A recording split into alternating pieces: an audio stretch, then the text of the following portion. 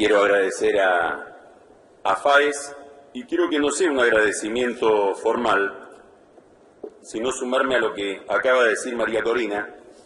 Cuando se escriba la historia, yo creo que la historia va a reconocer que muchos de latinoamericanos que tenemos problemas comunes nos hemos conocido entre nosotros gracias a FAES. Es decir, esta institución está cumpliendo, y tal vez no se reconozca en América Latina todo lo que se lo debería reconocer, un papel de conexión, de coordinación, de diálogo entre quienes estamos incursos en situaciones parecidas, de la que yo no soy del todo consciente de si son conscientes. Nosotros, por ejemplo, nos enteramos del talento y del vigor y de la capacidad comunicativa de María Corina gracias a un video que empezó a circular en Buenos Aires hace 2 años, donde aparecía ella hablando como habló recién, y aparecía también Miguel Ángel Cortés, que fue, como decimos nosotros, chupado detrás de esa fama, y que realmente nos resultó muy impactante porque ponía en una modulación venezolana una cantidad de problemas que están todos los días en la agenda de la Argentina. ¿Por qué? Porque creo que hay determinados, y me gustaría concentrarme en este punto, formatos políticos que favorecen determinadas deformaciones. Es decir, me gustaría por un momento que pudiéramos pensar sin personalizar. Es decir, advertir que hay determinados diseños en la política que conducen a determinadas situaciones, y por eso hay parecidos, como los hay, entre la situación venezolana, la situación argentina, la situación boliviana, lo que sucede en Cuba, lo que sucede en Nicaragua.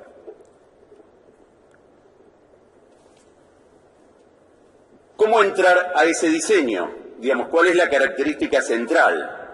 A mi juicio hay una percha de la que cuelgan todos los demás problemas, y esa percha es el desequilibrio de poder. Si ustedes miran los resultados electorales de los últimos años en estos países que yo he mencionado, van a ver que el rasgo fundamental no es el volumen de votos que obtiene el Poder Ejecutivo, sino la diferencia sideral que hay entre el que gobierna y quien debería controlarlo. A mi juicio, democracias con esta patología dan determinadas características sistémicas y se comportan como sistemas. En Ecuador, en las últimas elecciones, la diferencia entre el primero y el segundo fue de 34 puntos con 49. En Bolivia fue de 37 puntos con 76. En Venezuela, las elecciones del 2006, y que este número que voy a mencionar ahora se haya empezado a revertir, es, a mi juicio, el principal factor de esperanza que hay en que Venezuela también sea un espejo que adelanta en la reversión de estos procesos autoritarios, fue de 25,94. Estoy hablando de las elecciones del 2006. En el 2012 fue de 10,78 puntos y en el 2013 de 1,49 si es que admitimos el resultado que se dio por bueno. En la Argentina del 2011, Cristina Kirchner ganó con una diferencia de 37,3 puntos respecto del segundo. Fíjense que en todos los casos hay diferencias que superan el 25% de distancia entre quien gana y quien debe articular una oposición. ¿Qué quiere decir esto? Quiere decir que en todos estos países se han constituido monopolios de poder, con la característica que tiene todo monopolio, que es que su producto, en este caso la calidad del gobierno, se degrada o se vuelve más caro, o se degrada porque se volvió más caro y sigue siendo igual. Si yo fabrico camisas y el otro que fabrica camisas está a 1.500 kilómetros de distancia, es muy probable que mis camisas empiecen a ser cada vez peores, o cada vez más caras, o cada vez más caras por peores. Y esto es lo que sucede, a mi juicio. Este es el problema que está en la raíz de estos números que mostraba Julio, que son los de un panorama que se repite exactamente igual en la Argentina, de degradación de la calidad administrativa, que es un dato tan importante en este tipo de experiencias como el nivel autoritario del gobierno. Y van de la mano, porque son hijos del mismo problema que es este desequilibrio. ¿Cuáles son los factores que constituyen o que alientan o que incentivan a la constitución de estos monopolios? Yo creo que hay un problema que fue descrito envidiablemente recién por Álvaro, con un poder de síntesis y una capacidad de explicación cartesiana, que tiene que ver con la dificultad que ha tenido históricamente, que han tenido nuestros países, sobre todo los que intentamos sustituir la legitimidad que tenía el Imperio Español hasta comienzos del siglo XIX, la enorme dificultad que hemos tenido para constituir sistemas cuya legitimidad sea suprapersonal. Es decir, una legitimidad que, voy a citar al fundador de mi diario y pido disculpas, Bartolomé Mitre escribió en la década del 40 del siglo XIX: estos países van a salir de la anarquía cuando el sentimiento de adhesión subjetiva que produce el caudillo lo produzca la ley.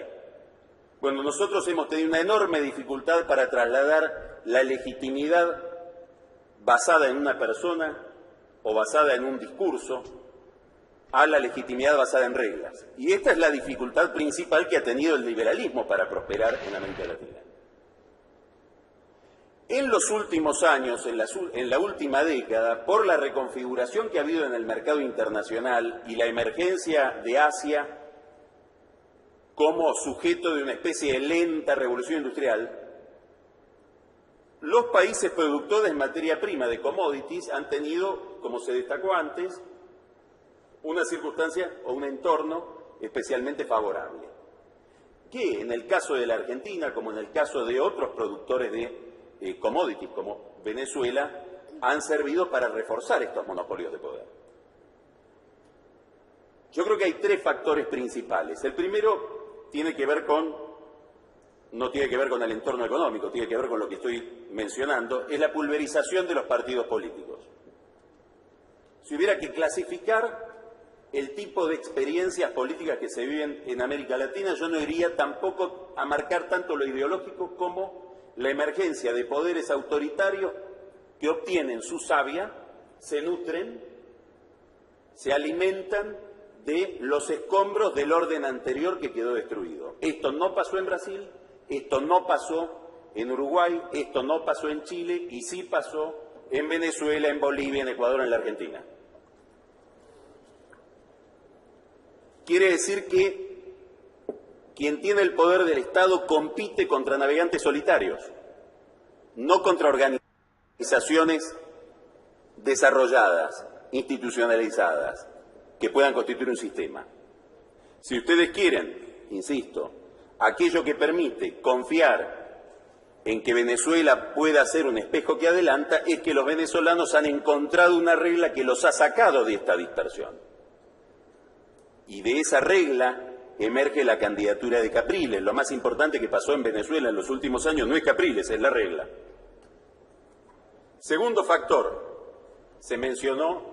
lo mencionó Julio al comienzo de su exposición, creo que casi inconscientemente, pero dijo algo extraordinariamente paradójico. Tenemos la maldición del petróleo. Uno pensaba que era una bendición. Es la maldición de los recursos naturales, que le han dado a estos gobiernos algo que en mi experiencia, para mi generación, en el caso de la Argentina, es absolutamente inusual, inédito, que es el Estado rico.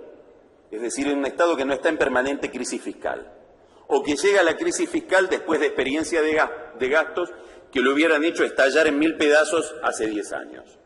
La Argentina, el Estado argentino, el gasto público argentino es el 50% del producto hoy, y el gobierno gasta 45% más respecto del año anterior todos los años, y no estalla. Eso se llama soja. La recaudación del gobierno por exportaciones de soja en el año 2011 fue exactamente en volumen lo mismo que la exportación total de soja en el año 2003. Es decir, la exportación total de soja del año 2003 es nada más en el año 2011 que los impuestos que recauda el gobierno por esa exportación. Fíjense lo que han crecido los precios, además de los volúmenes.